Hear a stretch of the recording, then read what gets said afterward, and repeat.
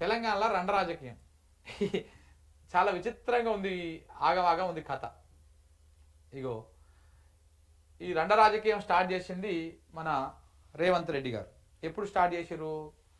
2024 ఫిబ్రవరి 5వ తారీఖు నాడు ఈయన అధికారంలోకి వచ్చిన 2.5 నెలలకు రండ రాజకీయాన్ని మన ముఖ్యమంత్రి గౌరవనీయులైనటువంటి శ్రీ యనుమల రేవంత్ రెడ్డి గారు ఈ రండ రాజకీయాన్ని స్టార్ట్ చేశారు. కేసీఆర్ను పట్టుకొని, మాజీ ముఖ్యమంత్రిని పట్టుకొని రండా రండా రండా రండా అని చెప్పేసి చాలా సార్లు మాట్లాడింది ఆయన. ఇంకో ఆ మాట ఒకసారి కడవండి. జగన్మోహన్ రెడ్డి పోలీసులు తుపాకులు వేసుకొని నాగార్జున సాగర్ డ్యామ్ మీదకి వచ్చి ప్రాజెక్టును హ్యాండ్ ఓవర్ చేసుకోరు. ఈ సన్నాసి రండా జగన్మోహన్ రెడ్డి తెలంగాణలోకి వచ్చి నాగార్జున సాగర్ ప్రాజెక్టును ఆక్రమించుకుంటే నోట్లకి మాట వెళ్ళాలి. రండ పనులు చేసింది, లొంగిపోయింది నువ్వు చంద్రశేఖరరావు. ఇట్లా రాజకీయాల్లో దిగజారిపోయి రండ రాజకీయం, రండ మాటలు మాట్లాడింది మన ముఖ్యమంత్రి రేవంత్ రెడ్డి గారు. ఈ రకంగా స్టార్ట్ చేశారు. ఇదే రండ రాజకీయం ఇప్పుడు రేవంత్ రెడ్డి చుట్టూ తిరిగింది. ఇక ఎక్కడెక్కడ తిరిగింది, ఎట్లా తిరిగిందో ఇప్పుడు మీకు నేను 1 to 1 చెప్పుకుంటా వస్తాను మిత్రులారా. ఇగో ఇక్కడ స్టార్ట్ అయింది. ఇగో ఇక్కడ ఈటల రాజేందర్ గారు మొన్న మాట్లాడుతూ, ఎన్ని రోజుల క్రితం, ఒక 3 రోజుల క్రితం మాట్లాడుతూ రేవంత్ రెడ్డిని నువ్వు ఒక రండవి, నువ్వు ఒక సైకోవి, నువ్వు ఒక షాడిస్ట్వి, నీకు ప్రజల మీద పగబట్టుకున్నావు నువ్వు అని చెప్పేసి ఆయన మాట్లాడడం జరిగింది. ఆ మాట ఒకసారి వినిపిస్తాం మీకు. ఇక ఎన్నో రోజులు ఉండదు, ఈ ప్రభుత్వానికి తల తోక ఇది లేదు. తుగులకు ఎప్పుడో మన చరిత్ర తుగులకని చదువుకున్నాం. ఈ ముఖ్యమంత్రి తుగులకు నేను చాలా చెప్పాను ముఖ్యమంత్రి గారి గురించి. మా ప్రజల్ని ఏడిపించుకొని నీకేదో ఓట్లు వేస్తే ముఖ్యమంత్రి పోయి కుర్చీ మీద కూర్చొని ఇవాళ మా ప్రజలు ఏడిపించుకుంటావు అంటే నువ్వు శాడిస్ట్ అయితే ఏడిపించుకోవడం గుర్తుపెట్టుకో. నువ్వు శాడిస్ట్, నువ్వు ఎవరు చెప్పిన అంటే నువ్వు సైకో అయితే గతంలో కూడా చెప్పేది మంచి పద్ధతి కాదు. ఇవాళ పరిపాలకుడు అనేవాడు, ముఖ్యమంత్రి అనేవాడు ప్రజల కన్నీళ్ళు ఏంటిది, ప్రజల కష్టాలు ఏంటిది, ఒకవేళ నీకు నీ ఇంటెలిజెన్స్ వ్యవస్థ ఉంటుంది తెలుసుకోవాలి.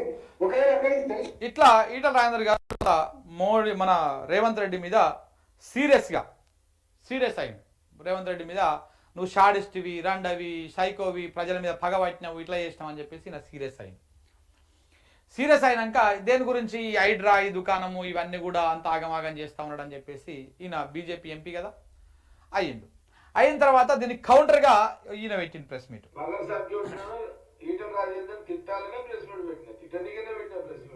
ఈయన ఎవరు? కాంగ్రెస్ పార్టీ వర్కింగ్ ప్రెసిడెంట్, మాజీ ఎమ్మెల్యే, సంగారెడ్డి మాజీ ఎమ్మెల్యే జగ్గారెడ్డి. ఈయన ప్రెస్ మీట్ పెట్టిండు. ఎవరికి? ఈటల అందరికి కౌంటర్గా.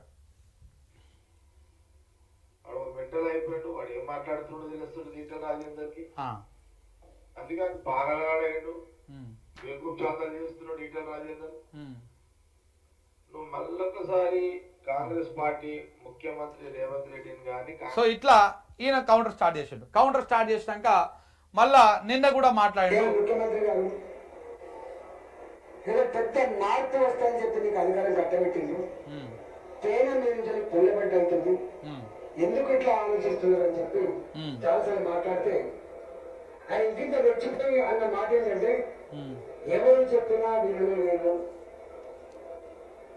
నాకు నేనే నిర్ణయం తీసుకుంటా, పక్కా కూలగొట్టవలసిందే, మొత్తం గుండెలు పెట్టవలసిందే, అడ్డమచ్చిన గుండె దగ్గర తొక్కవలసిందే, కూలగొట్టవలసిందే. ఇది ఆయన స్టేట్మెంట్.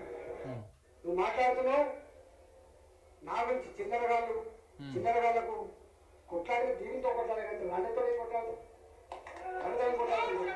దీంతో కొట్టాలి. నేనన్నా ఒకసారి ఇదే ముఖ్యమంత్రి మనకు ఇచ్చేస్తున్నాను, నేను అన్నా అని చెప్పి భాగ్యలక్ష్మి ఆయన ముఖ్యమంత్రి కాలేదు జరగకుండా నీళ్ళతోటి చల్లనీళ్ళతోటి తడిబట్టల మీద రాని ఏడిసి నేను దీవులు అనుకునే ఇట్లా అనుకోలేదు. నువ్వు దీవులు అనుకున్నా కానీ చేస్తాను అనుకోలేదు. ఏడ్చేవాడిని ఏమంటారు తెలియదు, మళ్ళీ కాలేజీ ఏడ్చేవాడిని ఏమంటారు నాకు తెలియదు అని చెప్పేసి ఇట్లా మాట్లాడు. నువ్వు నేను వీరితో కొట్లాడతా, జుజుబిగాలతో కాదని చెప్పారు. దాని తర్వాత మళ్ళా జగ్గారెడ్డి ప్రెస్ మీట్ పెట్టిండు. ఇందిరాగాంధీ గారి కంటే ఒక శక్తి ఏది రండ అంటే అర్థమైంది చెప్పండి. ఇతర రాజేంద్ర చెప్పాలి, మీరు గాంధీ మీరన్నా చెప్పాలి, రండ అంటే అర్థమైంది.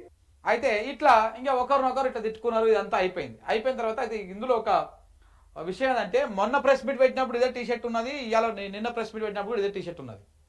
ఆ టీషర్ట్ మారలే అంటే ఆయన ఇడ్సలేదా లేకపోతే అలాంటి టీషర్ట్ ఇంకోటి వేసుకున్నాడో తెలియదు. కానీ ఈ బీజేపీ రీటరాజన్ తిట్టిన తర్వాత మాత్రం కొంతమంది బీజేపీ మహిళలు బీజేపీ కార్యకర్తలు మాత్రం ఒరే నువ్వు స్నానం కూడా చేయవు, నువ్వు ఈ టీషర్ట్లు కూడా మార్చవు, నీ అంగీలు నీ డ్రెస్సు నీ అవతారం ఒకసారి చూసుకో అని చెప్పేసి వాళ్ళు విమర్శించారు. ఆ విమర్శకు మాత్రం ఇక్కడ అదైతే ఉన్నది. అయితే ఈ విషయం పక్కన పెడితే ఇక ఇప్పుడు ఈ డ్రామా ఎందుకు నడుస్తున్నది ఫస్ట్ ఆఫ్ ఆల్ మనకు అర్థం చేసుకోవాలి. మనం ఈ డ్రామా ఎందుకోసం నడుస్తున్నది, ఈటల రాజేందరు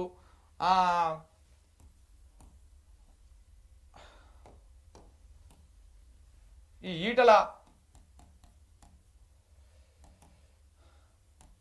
ఈటల వర్సెస్ రేవంత్ రెడ్డి ఎందుకు నడుస్తున్నది పంచాయతీ? ఇప్పుడు ఉన్న పలంగా ఎందుకు వచ్చింది, ఇది దేనికోసం వచ్చింది? బేసిక్గా అది ఇద్దరు ఇచ్చిపుచ్చుకున్నటువంటి వ్యవహారం ఉంటుంది ఇద్దరిది. హుజురాబాద్లో ఒకసారి మీరు చూడండి, హుజురాబాద్లో బై ఎలక్షన్ వచ్చింది. హుజురాబాద్లో బై ఎలక్షన్ వచ్చినప్పుడు రేవంత్ రెడ్డి గారు అక్కడ వీక్లో వీకెస్ట్ ఒక క్యాండిడేట్ను సెలెక్ట్ చేసి పెట్టారు, బల్మూర్ వెంకట్ అనేటువంటి ఒక పిల్లగాన్ని తీసుకుపోయి ఆడ పెడితే ఆ పిల్లగానికి వచ్చినాయి 3,000 ఓట్లు. దేనికోసము? ఈటలను గెలిపించడం కోసము ఈడ బల్మూర్ వెంకట్ని బలి చేసాడు కావాలనే. అక్కడ ఈటలకు సపోర్ట్గా మరి ఏం జరిగిందో ఎట్టటి జరిగిందో ఏ వ్యవహారం నడిచిందో లోపల ఏమేమి చర్చలు నడిచినాయో తెలియదు, కానీ ఇట్లా అయింది. దాని తర్వాత ఇదే ఈటలను గెలిపించడం కోసము మల్కాజ్గిరిలో మళ్ళా ఓడిపోయింది కదా, మల్కాజ్గిరిలో కూడా ఒక వీకెస్ట్ క్యాండిడేట్ని అక్కడెక్కడికో చేవెళ్ళకి పట్టుకుపోయి ఆడబెట్టారు, ఒక మహిళని, ఏది ఈటలను గెలిపించడం కోసం. మొన్న ఈటల కూడా గెలిచాడు. ఈటల కూడా చాలా రకాలుగా చాలాసార్లు రేవంత్ రెడ్డికి అనుకూలంగా వ్యవహారం చేసిండు, అనుకూలంగా నడిపించింది. మరి ఉన్న పలంగా ఇప్పుడు ఎందుకు ఇద్దరు కొట్లాడుకుంటుర్రు, దేనికి కొట్లాడుకుంటుర్రు అనేది మాత్రం అర్థమవుతలేదు. అంటే ఏదో నడుస్తూ ఉంది కథ.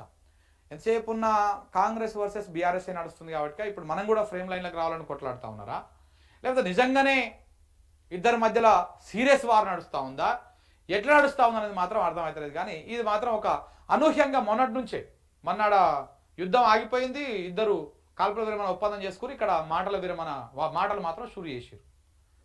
ఇక్కడ కాంగ్రెస్ బీజేపీ మధ్యలో మాటలు షురు అయినాయి. ఈటల వర్సెస్ కాంగ్రెస్ నడుస్తూ ఉంది వ్యవహారం. ఇది ఎందుకు నడుస్తూ ఉంది, దేనికోసం నడుస్తూ ఉందో అర్థమవుతలేదు. ఆయన రండా అనడం, నా కొడక అనడం ఈటల గారు, లేకపోతే ఇటోలు మాట్లాడి అన్నీ కూడా జరిగినాయి. ఇవన్నీ కూడా జరిగినాయి. ఇదంతా కూడా ఒక ఏదో మ్యూచువల్ ఒప్పందం లెక్క, ఏదో మ్యూచువల్ కన్సర్న్ కనపడతా ఉన్నాం ఇద్దరి మధ్యలో, ఏదో అయితా ఉంది కథ. కావాల్సుకొని ఏదో ఒక ట్రాక్ ఎక్కిస్తూ ఉన్నట్టుగా కనపడతా ఉన్నది. ఎందుకంటే ఇంత ఎక్స్ట్రీమ్గా ఎప్పుడు కొంత మాట్లాడరు వీళ్ళు, కానీ ఇప్పుడు బాగా ఎక్కువైంది, పర్సనల్ అటాక్లు ఎక్కువైపోయినాయి.